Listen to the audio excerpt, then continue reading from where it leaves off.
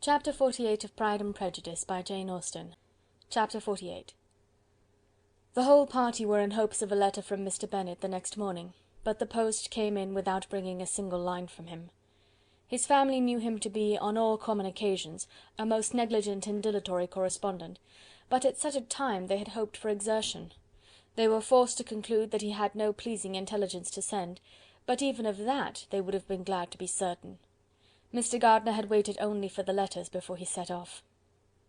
When he was gone, they were certain at least of receiving constant information of what was going on, and their uncle promised, at parting, to prevail on Mr. Bennet to return to Longbourn as soon as he could, to the great consolation of his sister, who considered it as the only security for her husband's not being killed in a duel.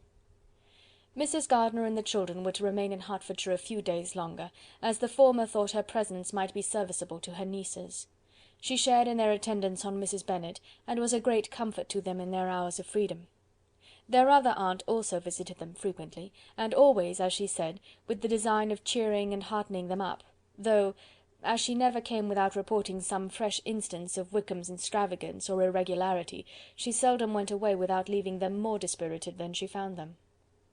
All Meryton seemed striving to blacken the man who, but 3 months before, had been almost an angel of light. He was declared to be in debt to every tradesman in the place, and his intrigues, all honoured with the title of seduction, had been extended into every tradesman's family. Everybody declared that he was the wickedest young man in the world, and everybody began to find out that they had always distrusted the appearance of his goodness. Elizabeth, though she did not credit above half of what was said, believed enough to make her former assurance of her sister's ruin more certain, and even Jane, who believed still less of it, became almost hopeless, more especially as the time was now come when, if they had gone to Scotland, which she had never before entirely despaired of, they must in all probability have gained some news of them. Mr. Gardiner left Longbourn on Sunday. On Tuesday his wife received a letter from him. It told them that, on his arrival, he had immediately found out his brother, and persuaded him to come to Gracechurch Street; that Mr. Bennet had been to Epsom and Clapham before his arrival, but without gaining any satisfactory information, and that he was now determined to inquire at all the principal hotels in town, as Mr. Bennet thought it possible they might have gone to one of them on their first coming to London, before they procured lodgings. Mr. Gardiner himself did not expect any success from this measure, but as his brother was eager in it, he meant to assist him in pursuing it. He added that Mr. Bennet seemed wholly disinclined at present to leave London, and promised to write again very soon. There was also a postscript to this effect: "I have written to Colonel Forster to desire him to find out, if possible, from some of the young man's intimates in the regiment, whether Wickham has any relations or connections who would be likely to know in what part of town he has now concealed himself. If there were any one that one could apply to with a probability of gaining such a clue as that, it might be of essential consequence. At present we have nothing to guide us. Colonel Forster will, I dare say, do everything in his power to satisfy us on this head. But on second thoughts, perhaps Lizzie could tell us what relations he has now living, better than any other person." Elizabeth was at no loss to understand from whence this deference to her authority proceeded, but it was not in her power to give any information of so satisfactory a nature as the compliment deserved. She had never heard of his having had any relations, except a father and mother, both of whom had been dead many years. It was possible, however, that some of his companions in the shire might be able to give more information, and though she was not very sanguine in expecting it, the application was a something to look forward to. Every day at Longbourn was now a day of anxiety, but the most anxious part of each was when the post was expected. The arrival of letters was the grand object of every morning's impatience. Through letters, whatever of good or bad was to be told would be communicated, and every succeeding day was expected to bring some news of importance.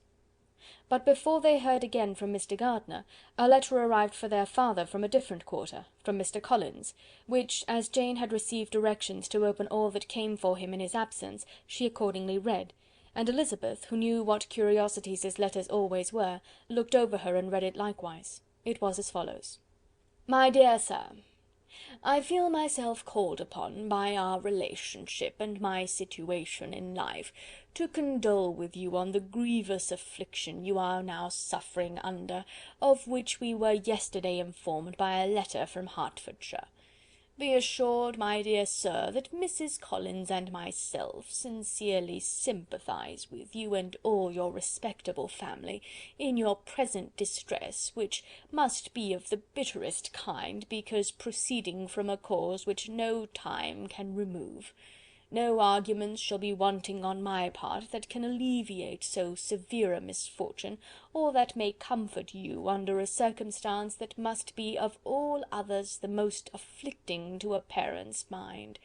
The death of your daughter would have been a blessing in comparison to this, and it is the more to be lamented, because there is reason to suppose, as my dear Charlotte informs me, that this licentiousness of behaviour in your daughter has proceeded from a faulty degree of indulgence, though at the same time, for the consolation of yourself and Mrs. Bennet, I am inclined to think that her own disposition must be naturally bad, or she could not be guilty of such an enormity at so early an age.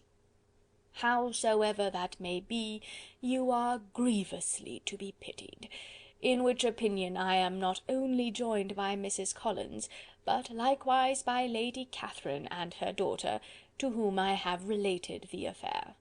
They agree with me in apprehending that this false step in one daughter will be injurious to the fortunes of all the others. For who, as Lady Catherine herself condescendingly says, will connect themselves with such a family? And this consideration leads me moreover to reflect, with augmented satisfaction, on a certain event of last November, for had it been otherwise, I must have been involved in all your sorrow and disgrace. Let me then advise you, dear sir, to console yourself as much as possible, to throw off your unworthy child from your affection for ever, and leave her to reap the fruits of her own heinous offence. I am, dear sir, etc., etc. Mr. Gardiner did not write again till he had received an answer from Colonel Forster, and then he had nothing of a pleasant nature to send. It was not known that Wickham had a single relationship with whom he kept up any connection, and it was certain that he had no near one living. His former acquaintances had been numerous, but since he had been in the militia, it did not appear that he was on terms of particular friendship with any of them. There was no one, therefore, who could be pointed out as likely to give any news of him, and in the wretched state of his own finances, there was a very powerful motive for secrecy, in addition to his fear of discovery by Lydia's relations, for it had just transpired that he had left gaming debts behind him to a very considerable amount. Colonel Forster believed that more than £1,000 would be necessary to clear his expenses at Brighton. He owed a good deal in town, but his debts of honour were still more formidable. Mr. Gardiner did not attempt to conceal these particulars from the Longbourn family. Jane heard them with horror. "A gamester!" she cried. "This is wholly unexpected. I had not an idea of it." Mr. Gardiner added in his letter that they might expect to see their father at home on the following day, which was Saturday. Rendered spiritless by the ill success of all their endeavours, he had yielded to his brother-in-law's entreaty that he would return to his family, and leave it to him to do whatever occasion might suggest to be advisable for continuing their pursuit. When Mrs. Bennet was told of this, she did not express so much satisfaction as her children expected, considering what her anxiety for his life had been before. "What! Is he coming home, and without poor Lydia?" she cried. "Sure he will not leave London before he has found them. Who is to fight Wickham and make him marry her if he comes away?" As Mrs. Gardiner began to wish to be at home, it was settled that she and the children should go to London at the same time that Mr. Bennet came from it. The coach, therefore, took them the first stage of their journey, and brought its master back to Longbourn. Mrs. Gardiner went away in all the perplexity about Elizabeth and her Derbyshire friend that had attended her from that part of the world. His name had never been voluntarily mentioned before them by her niece, and the kind of half-expectation which Mrs. Gardiner had formed, of their being followed by a letter from him, had ended in nothing. Elizabeth had received none since her return that could come from Pemberley. The present unhappy state of the family rendered any other excuse for the lowness of her spirits unnecessary. Nothing, therefore, could be fairly conjectured from that, though Elizabeth, who was by this time tolerably well acquainted with her own feelings, was perfectly aware that, had she known nothing of Darcy, she would have borne the dread of Lydia's infamy somewhat better. It would have spared her, she thought, one sleepless night out of 2. When Mr. Bennet arrived, he had all the appearance of his usual philosophic composure. He said as little as he had ever been in the habit of saying, made no mention of the business that had taken him away, and it was some time before his daughters had courage to speak of it. It was not till the afternoon, when he had joined them at tea, that Elizabeth ventured to introduce the subject, and then, on her briefly expressing her sorrow for what he must have endured, he replied, "Say nothing of that. Who should suffer but myself? It has been my own doing, and I ought to feel it." "You must not be too severe upon yourself," replied Elizabeth. "You may well warn me against such an evil. Human nature is so prone to fall into it. No, Lizzy, let me once in my life feel how much I have been to blame. I am not afraid of being overpowered by the impression. It will pass away soon enough." "Do you suppose them to be in London?" "Yes. Where else can they be so well concealed?" "And Lydia used to want to go to London," added Kitty. "She is happy, then," said her father drily, "and her residence there will probably be of some duration." Then, after a short silence, he continued, "Lizzy, I bear you no ill will for being justified in your advice to me last May, which, considering the event, shows some greatness of mind." They were interrupted by Miss Bennet, who came to fetch her mother's tea. "This is a parade," he cried, "which does one good. It gives such an elegance to misfortune. Another day I will do the same. I will sit in my library, in my nightcap and powdering gown, and give as much trouble as I can, or perhaps I may defer it till Kitty runs away." "I am not going to run away, papa," said Kitty fretfully. "If I should ever go to Brighton, I would behave better than Lydia." "You go to Brighton! I would not trust you so near it as Eastbourne for £50. No, Kitty, I have at last learnt to be cautious, and you will feel the effects of it. No officer is ever to enter into my house again, nor even to pass through the village. Balls will be absolutely prohibited, unless you stand up with one of your sisters, and you are never to stir out of doors till you can prove that you have spent 10 minutes of every day in a rational manner." Kitty, who took all these threats in a serious light, began to cry. "Well, well," said he, "do not make yourself unhappy.